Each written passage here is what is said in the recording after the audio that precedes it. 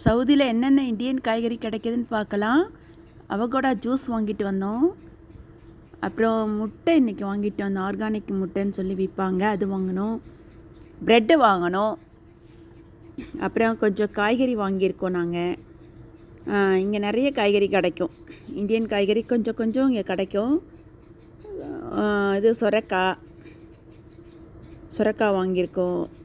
அப்புறம் கொஞ்சம் பீக்கங்காய், முருங்கைக்காய், இது பாவக்காய் கிடைக்கிது. ஆனால் பாவக்காய்லாம் சவுதியிலே தான் விளையும். சில காய்கள் தான். வெங்காயமும் இங்கே சவுதியில் விளையிறது தான். முருங்கைக்காய் வந்து ஒரு சில இடத்துல கிடைக்கும், பட் ஆனால் இந்தியாவிலேருந்து வந்தது தான். இது பீக்கங்காய் இங்கே நிறைய சவுதி பீப்புள் நிறைய பேர் சாப்பிடுவாங்க. அதுவும் இங்கே விளைஞ்சி வர்றது தான்.